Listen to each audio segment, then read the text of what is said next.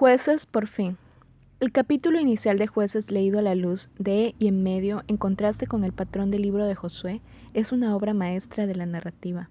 El veredicto por parte de Dios sobre el progreso de los israelitas no se emite al principio como lo veremos, sino hasta el comienzo del capítulo 2.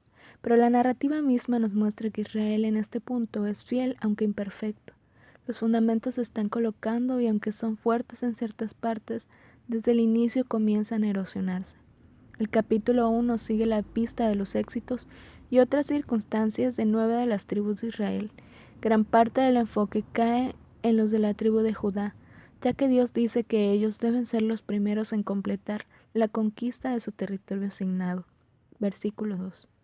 Casi inmediatamente Judá fracasa.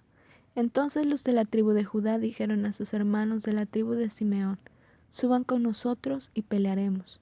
Versículo 3. Militarmente esto es sentido común, pero espiritualmente esto es infidelidad. La palabra dada por Dios fue: Judá será el primero en subir. Judá fracasa en obedecer totalmente, van pero no van solos. Su discipulado fue ejercido a medias. Sin embargo, por haber subido como se les indicó, cuando Judá atacó, el Señor entregó sus manos los cananeos y los fereceos. Versículo 4. Derrotaron completamente a los habitantes y capturaron y mataron a Adoni-Bezek, el señor de Bezek, quien reconoce la justicia de este juicio sobre él. Ahora Dios me ha pagado con la misma moneda. Versículo 7. Es importante hacer notar que mientras muchos lectores del siglo XXI podrían tener muchas dudas sobre la conducta de Israel en Canaán, este cananeo derrotado no las tiene. El juicio de Dios a lo largo de la historia es entregar a las personas a las consecuencias de la vida que han escogido. Salmos 64, 3 y 4, Salmos 7 y 8, Romanos 1, 21 al 32. Adoni-Bezek al parecer acepta esto. Al haber ganado esta victoria, Judá sigue tomando su herencia. Jueces 1, 8 al 11 y 17 al 18. Entre el registro de estas victorias, el narrador se enfoca en una familia espiritualmente valiente en Israel, la familia de Caleb. Ahí, en miniatura, es como todo Israel debería ser. Caleb ofrece a su hija al hombre que derrote a Kiriat Sefer y la conquiste. Versículo 12. Lo que él quiere para Acsa es la vida que él ha escogido para sí mismo, una fidelidad al pacto de obediencia osada en respuesta a las promesas de Dios. Fue Otoniel, hijo de Kenaz, hermano menor de Caleb, quien la conquistó. Versículo 13. Acsa entonces muestra que ella es la hija de su padre. La necesidad urgente de su nuevo esposo, Otoniel, de pedirle a Caleb un terreno, versículo 14, y su propia petición a Caleb: dame también manantiales, versículo 15, expone su deseo de tomar, asentarse y disfrutar las bendiciones de la tierra prometida. Caleb, Otoniel, con quien nos volveremos a encontrar en el versículo 3, 1 al 6, y particularmente Acsa, nos muestran el discipulado entusiasta e incondicional.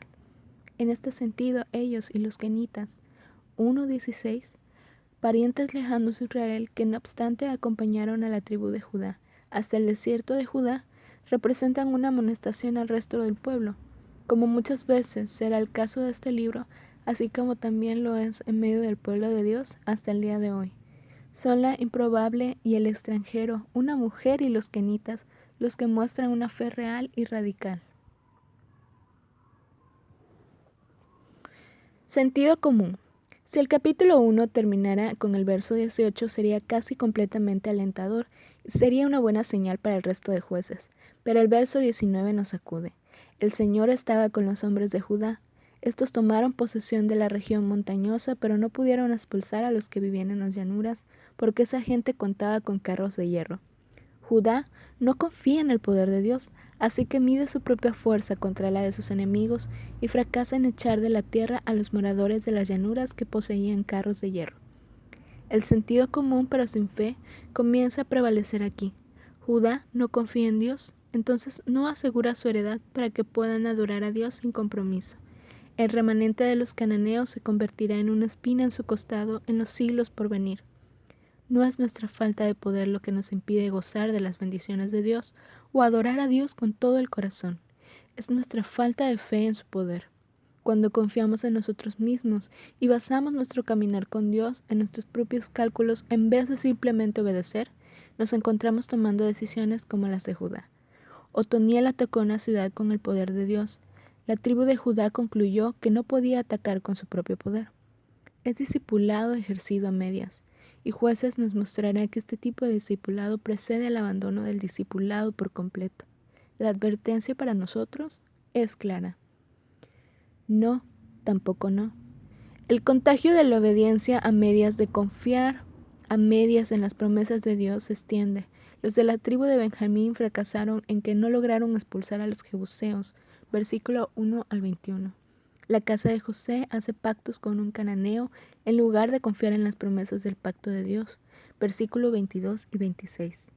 Manasés fracasa en expulsar a varios habitantes y después, cuando son lo suficientemente fuertes, decide explotarlos con trabajos forzados. Versículos 27 y 28. La razón implícita es que tenía más sentido económico y requería menos esfuerzo esclavizarlos que expulsarlos. La conveniencia triunfa sobre la obediencia. Los de Efraín permiten que los cananeos vivan entre ellos. Versículos 29. Zabulón opta por someterlos a trabajos forzados. Versículo 30. El pueblo de Aser le fue todavía peor. En vez de permitir que los cananeos vivieran entre ellos, ellos vivieron entre los cananeos. Versículos 31 al 32. Como lo hace Neftalí, versículo 33. Por último, a la tribu de Dan la hicieron retroceder hasta la región montañosa. Versículo 34. Lo que importa en el versículo 36 no son las fronteras de la herencia asignada a Israel, sino la frontera de los amorreos, las áreas donde ellos estaban decididos a permanecer. Versículo 35. Aquí no hay ningún alarde de mayores recursos o números militares, más bien la razón que se da es una mayor fuerza de voluntad y una osadía superior en tenacidad. El pueblo de Dios se ve envuelto en menos valentía que los pueblos que no conocen a Dios. De muchas maneras, y en la primera lectura, este es un capítulo sobre una gran conquista.